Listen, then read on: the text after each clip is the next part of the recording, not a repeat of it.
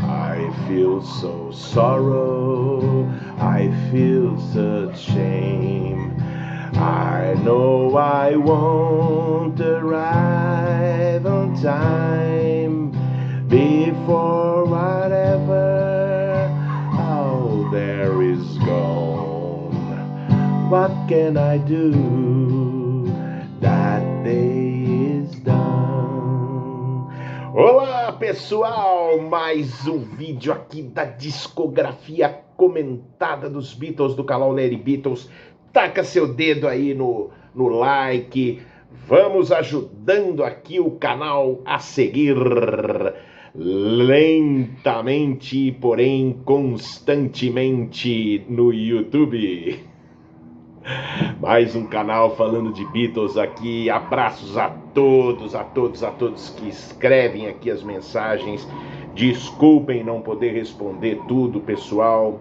Eu ando tentando evitar ficar muito no celular, no computador, senão eu vou enlouquecer. Este país me tira do sério, verdadeiramente. Então, às vezes eu vou ver as mensagens aí e vejo que tem um monte. Gente, não interpretem isso como descaso, por favor. Um grande abraço a todos, mais uma vez, muitos agradecimentos a todos que escrevem aí, tá bom? Olha só, Flowers in the Dirt, sim senhores, o Flowers in the Dirt, deixa eu tentar ser bem rápido aqui, porque a intenção é fazer vídeos curtos para vocês não ficarem muito entediados, né? Porque na internet é tudo tempo de bala, tem que ser tudo rápido, né? Então, às vezes eu me atropelo aqui, fico gaguejando. Mas eu vou tentar passar para vocês, para falar do Flowers in the Dirt. Esse disco do Paul é um disco que levou, assim, basicamente, eu diria que vários anos ali para ser produzido. Na verdade, ele começou a ser produzido antes do Press to Play, né? O Paul gravou We Got Married, por exemplo, como eu já falei aqui, em 1984, ali nas sessões do Give My Regards to Broad Street, ou pelo menos numa sessão realizada ali por aquela época, né? Inclusive com David Gilmour na guitarra, um solo fantástico. Era uma baita de uma música, mas eu não sei porque o Paul foi deixando aquilo arquivado. Aí ele lançou o Press to Play, não incluiu essa música. O Press to Play recebeu muitas críticas de que era um disco com uma produção muito over, cheia de recursos tecnológicos para a época, piriri pororó. O Paul ficou mordido com isso e começou a querer mudar os rumos, como eu já falei também muitas vezes aqui. Nesse ínterim, ele gravou lá um single de muito sucesso na Inglaterra, né, Once Upon a Long Ago. Depois ele gravou o álbum lá, o famoso álbum da Rússia, que foi uma jam session de rock and roll. Enfim, ele ficou ali fazendo um monte de coisa, lançou a coletânea. O Paul, na verdade, estava planejando um retorno para a carreira dele, amparado pelo empresário dele na época, lá, o Richard Ogden. Esse Richard Ogden ele apresentou ao Paul os músicos lá, o batera Chris Wheaton, apresentou o Hamish Stewart, né? Foi apresentando gente lá para o Paul, depois mais tarde o Robbie McIntosh, né? Essa banda desses três músicos, mais o Paul e, claro, a Linda ali, brincando de tocar teclado, era a banda núcleo dessas gravações do Paul. Apareciam vários convidados, por exemplo, o Elvis Costello. O Paul começou a compor com o Elvis Costello. O Paul estava procurando, enfim, ali fazer um grande retorno, que incluiria um álbum novo e uma turnê mundial, coisa que ele não fazia desde 1976, né? Só que dessa vez, em 89, ele ia fazer uma mega turnê que incluiria inclusive a terrinha aqui, né? E então o Paul estava com muita expectativa, foi um negócio muito planejado, né? Assim, com aquela velha capacidade dele de planejar em termos de publicidade e, claro, em primeiro lugar, produzir uma música que representaria assim, um novo grande álbum, coisa que ele não fazia desde o Tug of War, né? Para isso ele começou ali a realizar uma série de sessões de gravação E essas séries eram. Cada série dessa tinha tinham produtores diferentes. Então ele começou ali, ó, vou até ficar aqui me orientando pelo livro que eu tenho, que eu vou mostrar a capa para vocês, que tem muita gente querendo saber desse livro. Com Hord and Lipson. Hord and Lipson. Essa dupla era uma dupla que estava ali em alta naquela época ali na Inglaterra. Eles estavam produzindo muitas bandas pop, tipo Frank Goes to Hollywood. Então o Paul gravou uma série de músicas, que ele tinha música para dar com o rodo, para variar, né? Como sempre, né? Uma usina de canções. Então ele começou a gravar ali com esse pessoal, aí terminou as sessões. Então ficava aquela coisa, então vamos lançar um álbum com isso. E olha que interessante.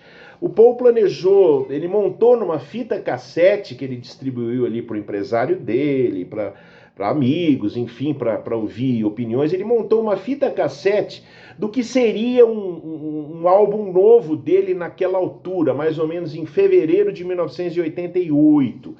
Teria no lado A, Return to Piperland, Love Comes Tumbling Down, Christian Bop, Atlantic Ocean, Lindiana, que é uma música linda, I Love This House, We Got Married, Rough Ride, Figure of Eight, terminando o lado 1. No lado 2, Squid, Big Day, Beautiful Night, Loveliest Thing, Love Mix, Pia Cox e This One. Como vocês podem observar, várias músicas que entrariam depois para o Flowers in the Dirt. É óbvio que ele desencanou de lançar o disco com esse repertório, depois ele se trancou lá com o Elvis Costello, ficaram compondo e gravando um material que eles haviam composto, na verdade, no ano anterior, 87. Então, com o Elvis Costello, ele continuou uma série de gravações ali, né? Depois sozinho ele continuou gravando, depois ele se juntou a mais dois outros produtores, o Froome e o Dorfman, né? E continuou uma sessão de gravação com mais canções, remixagens, por exemplo, Figure of Eight, ele regravaria essa música, ele gravou a primeira versão lá por volta de ali naquela primeira batelada de 88, né? E era uma versão a versão que entrou para o disco Flowers in the Dirt, mas ele regravaria depois lá no finalzinho, né? Das gravações, já em 89, ele regravaria essa música porque ele havia escolhido Figure of Eight para abrir os shows, né? Então tinha que ser uma versão mais assim de abertura, né? Tipo apresentação de rock de arena, aquelas coisas, né?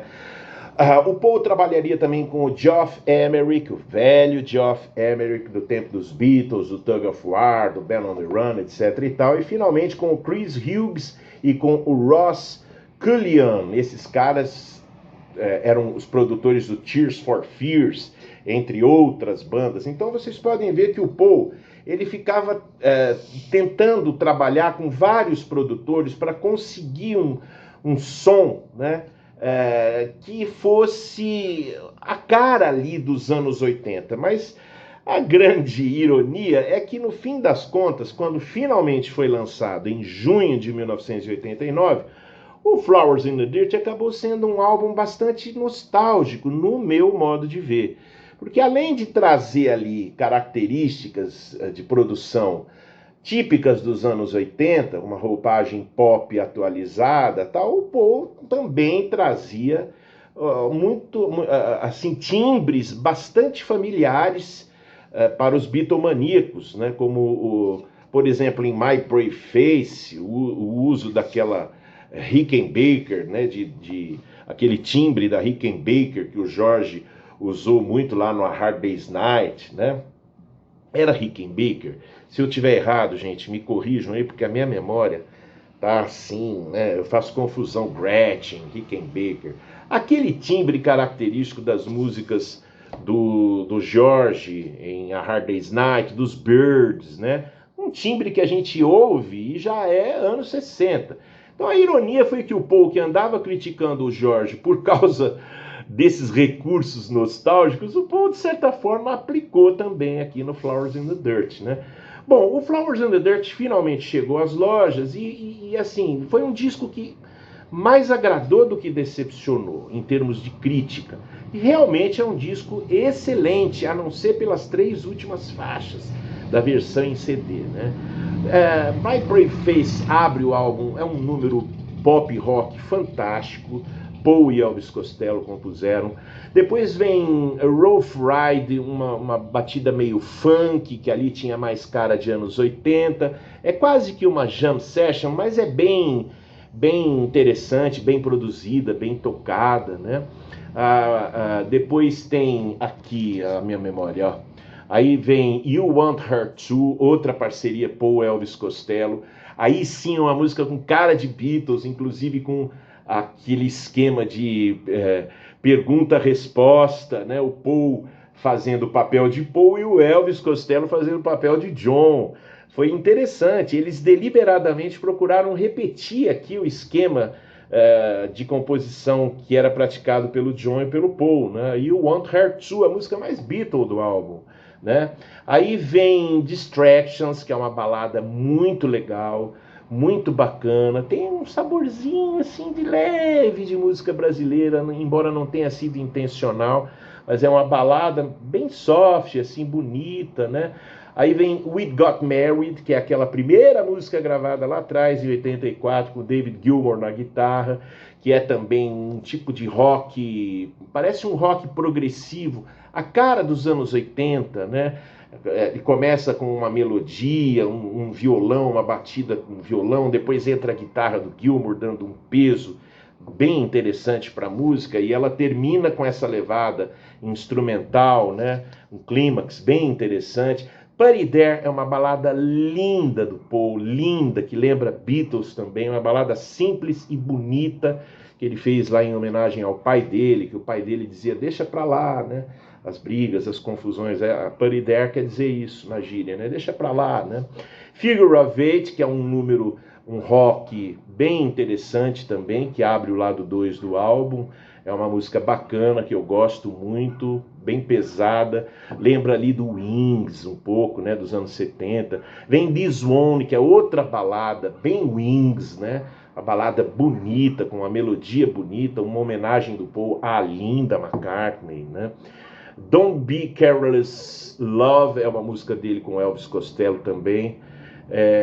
Um vocal que o Paul leva lá, ele faz ele usa notas bem altas aqui, e eu me lembro que na época eu ouvi uma crítica assim, dizendo, uma crítica positiva, dizendo que em algum momento parece que a voz do Paul vai quebrar, mas não quebra, porque naquela época ele cantava pra cacete, né? E ele segura essa melodia lá em cima, muito bem, uma eficiência fantástica. Aí vem That Day Is Done, que eu tentei tocar aqui, outra balada dele com Elvis Costello, bem bonita.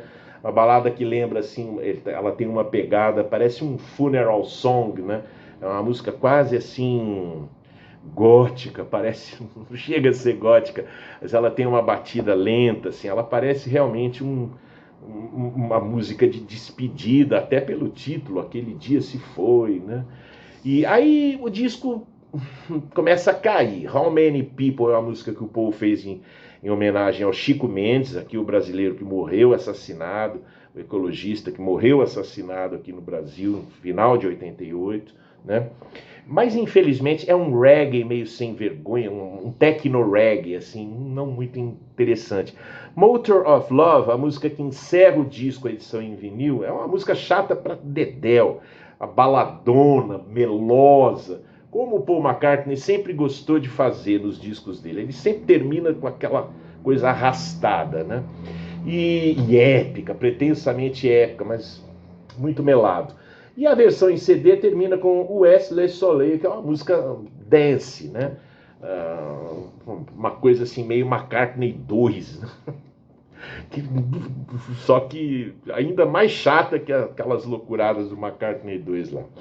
E esse é o Flowers in the Dirt, um disco que foi relançado há 3, 4 anos atrás, naquela edição super deluxe, com 3 quilos de livro, e souvenirs, isso e aquilo, um DVD, pai, e pouco material inédito que a gente, os pirateiros, os colecionadores, já conhecem, né? Há muito tempo.